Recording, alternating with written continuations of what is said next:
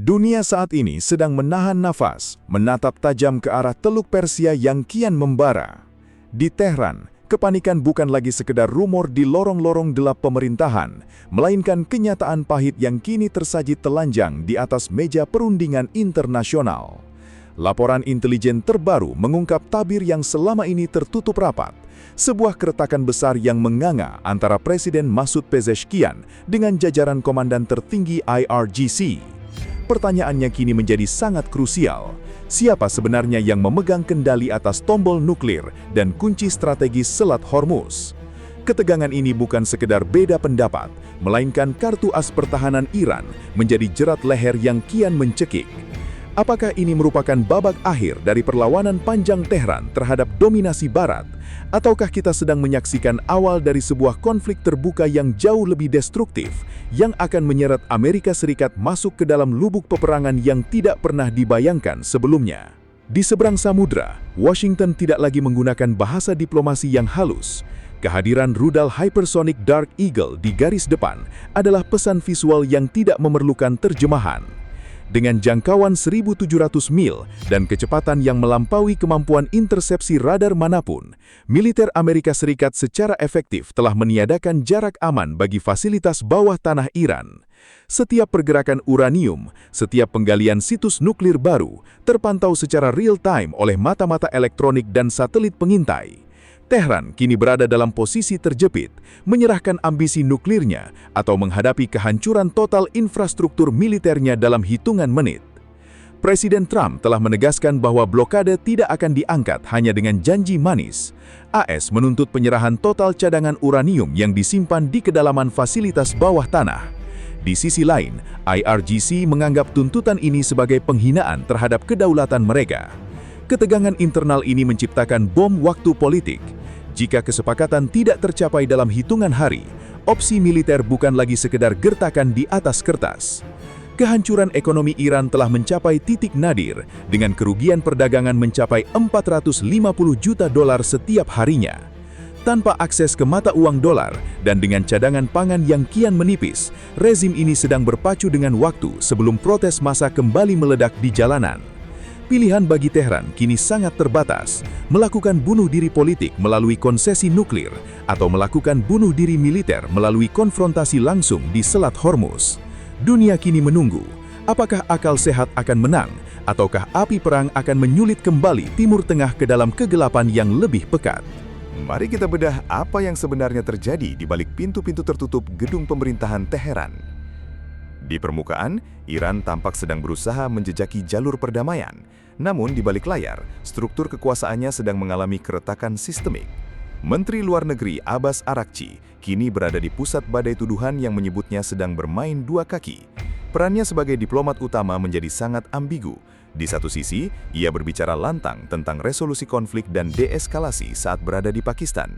Namun, di sisi lain, muncul indikasi kuat bahwa setiap kata yang ia ucapkan telah disaring ketat oleh markas besar IRGC. Kecurigaan ini bukan tanpa alasan. Presiden Masoud Pezeshkian yang secara konstitusional memimpin eksekutif dikabarkan mulai kehilangan akses terhadap alur instruksi yang diterima Araghchi. Bayangkan sebuah negara di mana menteri luar negerinya menerima perintah langsung dari komandan militer tanpa sepengetahuan kepala negaranya sendiri. Ini bukan sekedar masalah koordinasi, melainkan sebuah pembangkangan administratif yang nyata. Araghchi terjepit antara mandat pemerintah yang ingin menyelamatkan ekonomi melalui jalur diplomasi dan tekanan elit paramiliter yang menolak tunduk pada syarat-syarat Barat. Ketidakpercayaan ini menciptakan atmosfer toksik di dalam kabinet. Presiden Pezeshkian dilaporkan telah memberikan peringatan keras. Jika Araghchi tidak segera menyelaraskan langkahnya dengan kebijakan pemerintah pusat, pencopotan jabatan adalah harga yang harus dibayar. Namun, dalam ekosistem politik Iran yang unik, memecat seorang menteri yang didukung oleh IRGC adalah langkah yang sangat beresiko. Pertaruhan ini menunjukkan bahwa Teheran saat ini tidak hanya sedang berperang melawan sanksi luar negeri, tetapi juga sedang bertempur melawan bayang-bayangnya sendiri dalam menentukan siapa yang sebenarnya berhak mengarahkan masa depan bangsa. Tengah kekacauan koordinasi ini, muncul sosok Muhammad Bagher Ghalibaf, ketua parlemen yang memiliki rekam jejak panjang dalam perburuan kekuasaan. Setelah 3 kali gagal dalam kontestasi presidensial, Ghalibaf melihat celah di tengah badai ini sebagai kesempatan emas untuk mengambil alih panggung utama. Ia berusaha memposisikan dirinya sebagai sang penengah atau pahlawan yang mampu menjembatani kebuntuan antara Teheran dan Washington. Strateginya jelas, menggunakan pengaruh parlemen untuk menekan pemerintah agar lebih fleksibel, sekaligus mencoba merayu pihak Barat bahwa ia adalah sosok yang lebih pragmatis untuk diajak bernegosiasi. Namun, ambisi Ghalibah membentur tembok realitas yang sangat keras. Di Iran, kekuasaan sejati tidak hanya ditentukan oleh jumlah kursi di parlemen atau retorika di mimbar diplomasi. Kekuasaan tertinggi ada di tangan mereka yang memegang kendali senjata dan infrastruktur strategis Iran. Saat ini, IRGC memegang kendali penuh atas program rudal dan fasilitas nuklir bawah tanah yang menjadi daya tawar utama Iran. Bagi para komandan militer ini, setiap inci konsesi dalam negosiasi nuklir dianggap sebagai pengkhianatan terhadap ideologi revolusi yang mereka jaga selama puluhan tahun. IRGC tidak memiliki niat sedikit pun untuk mundur atau membiarkan politisi sipil seperti Ghalibah menyerahkan aset strategis mereka demi pencabutan sanksi ekonomi. Mereka melihat diplomasi hanyalah alat untuk mengulur waktu, bukan untuk menyerah. Dualisme ini menciptakan situasi yang sangat berbahaya. Di satu sisi, parlemen dan presiden mencoba menawarkan jalan keluar dari kehancuran ekonomi. Namun, di sisi lain, kekuatan bayangan militer terus memperkuat pertahanan dan menolak kompromi.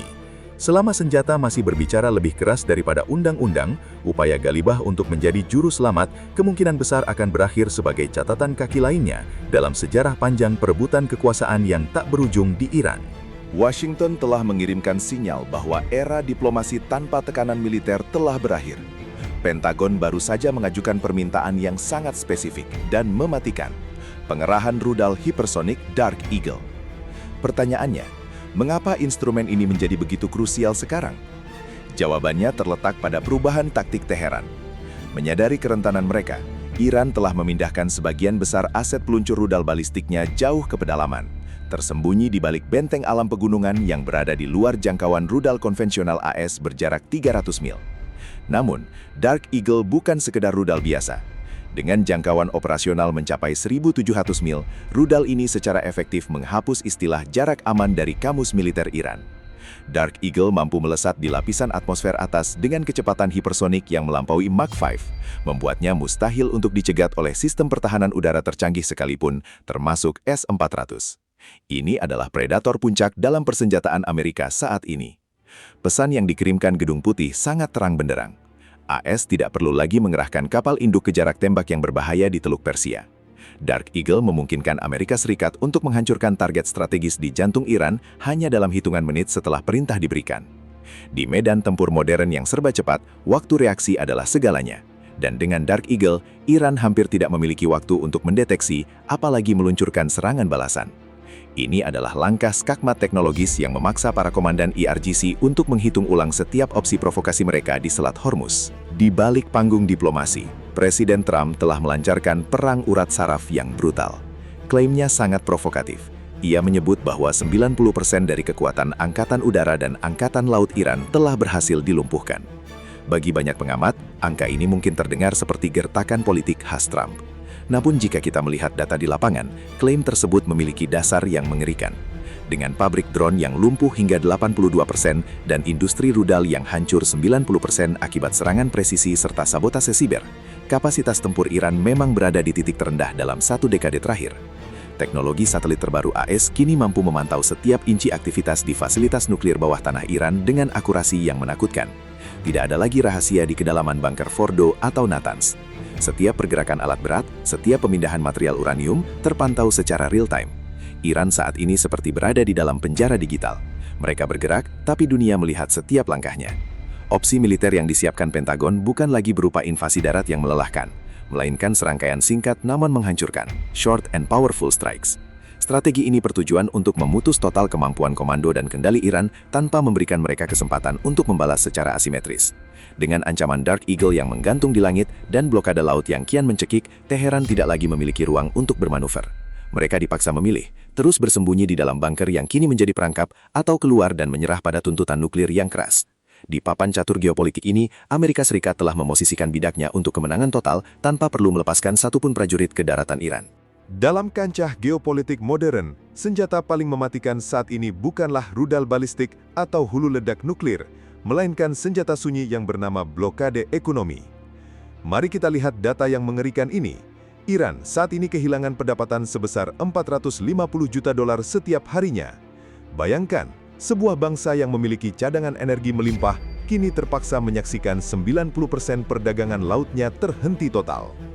Selat Hormuz, yang selama puluhan tahun menjadi kartu as dan senjata andalan Tehran untuk mengancam stabilitas energi dunia, kini justru berbalik menjadi jerat leher yang kian mencekik rezim itu sendiri. Strategi Amerika Serikat sangat jelas. Mereka tidak perlu meledakkan satupun bom di Tehran selama mereka bisa mengunci aliran oksigen ekonomi negara tersebut. Kehancuran ini bukan sekedar angka di atas kertas, melainkan penderitaan nyata yang dirasakan di jalanan. Nilai real yang terjun bebas telah memicu inflasi di atas 67%, menciptakan keputusasaan massal yang belum pernah terjadi sebelumnya. Ketika harga makanan dan bahan bakar meroket di negara produsen minyak, stabilitas sosial menjadi bom waktu yang siap meledak kapan saja. Blokade ini bukan hanya menghentikan ekspor minyak, tetapi juga memutus rantai pasokan kebutuhan pokok yang membuat masyarakat berada di ambang batas kesabaran.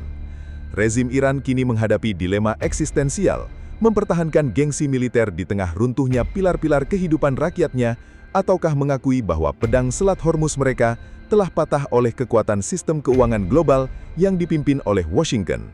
Di tengah kondisi ekonomi yang sekarat, Amerika Serikat mengajukan syarat yang hampir mustahil untuk dinegosiasikan oleh Tehran. Iran wajib menyerahkan seluruh cadangan uranium bawah tanah mereka tanpa sisa jika ingin blokade dicabut. Ini adalah tuntutan semua atau tidak sama sekali, yang menempatkan para pemimpin Iran dalam posisi terjepit. Tehran sangat ingin membuka kembali Selat Hormuz untuk menyambung hidup ekonominya. Namun mereka juga sadar bahwa menyerahkan program nuklir berarti membuang satu-satunya kartu as yang mereka miliki untuk mencegah invasi asing. Tanpa kemampuan nuklir, mereka merasa akan bernasib sama seperti negara-negara Timur Tengah lainnya yang telah runtuh sebelumnya. Inilah yang disebut sebagai deadlock atau kebuntuan yang sangat berbahaya. Di satu sisi, Washington melalui Donald Trump terus menekan dengan sanksi yang makin brutal, menolak segala bentuk kompromi yang membiarkan Iran mempertahankan sedikitpun kapasitas pengayaan uranium. Di sisi lain, faksi garis keras IRGC di Tehran menganggap tuntutan tersebut sebagai penghinaan terhadap kedaulatan nasional yang tidak bisa ditoleransi. Kebuntuan ini menciptakan ketidakpastian yang sangat tinggi di pasar energi global. Sementara diplomat saling lempar ancaman, militer di kedua belah pihak tetap berada dalam status siaga tertinggi. Apakah Iran akan memilih untuk melakukan bunuh diri ekonomi demi menjaga ambisi nuklir mereka, ataukah desakan dari rakyat yang lapar akan memaksa mereka untuk tunduk pada persyaratan keras Amerika? Waktu terus berjalan, dan setiap detik kebuntuan ini berarti hilangnya ratusan juta dolar yang membawa Iran selangkah lebih dekat menuju keruntuhan total. Situasi yang kita bedah hari ini bukanlah sekadar dinamika politik biasa. Ini adalah bom waktu yang detiknya kian menderu kencang di telinga para pemimpin dunia. Kita berada di titik nadir diplomasi, di mana ruang untuk berkompromi hampir sepenuhnya tertutup oleh ego kekuasaan dan tuntutan eksistensial. Jika negosiasi yang dijembatani Pakistan ini menemui jalan buntu dalam 2 minggu ke depan, kita harus bersiap menghadapi kenyataan pahit bahwa opsi militer bukan lagi sekadar dokumen di atas meja Pentagon, melainkan instruksi operasional yang siap dieksekusi. Pertaruhan bagi Teheran kini menjadi sangat hitam putih. Apakah mereka akan memilih untuk menyerah, melucuti ambisi nuklirnya demi menyelamatkan ekonomi yang sudah di ujung tanduk, atau mereka justru akan mengambil jalan pintas yang mengerikan? Inilah yang dikhawatirkan banyak analis sebagai opsi Samson, sebuah doktrin bunuh diri militer di mana Iran memilih untuk menghancurkan seluruh stabilitas kawasan bersama dengan keruntuhan mereka sendiri. Dengan menutup total Selat Hormuz dan melancarkan serangan asimetris ke seluruh instalasi energi di Teluk, Iran bisa saja memicu krisis global yang tak terbayangkan hanya untuk memastikan bahwa jika mereka jatuh, dunia harus jatuh bersama mereka. Dilema ini menempatkan Washington dalam posisi yang sangat sulit, antara memberikan tekanan hingga lawan lumpuh total atau menanggung resiko dari ledakan amarah sebuah rezim yang merasa tidak lagi memiliki beban untuk kalah. Kita sedang menyaksikan sebuah babak sejarah di mana satu miskalkulasi kecil di lapangan bisa menyulit api yang akan membakar peta geopolitik modern hingga ke akarnya. Sekarang, pertanyaan besarnya kembali kepada Anda yang mengamati analisis ini dari layar masing-masing. Bagaimana kalian melihat manuver agresif Washington kali ini?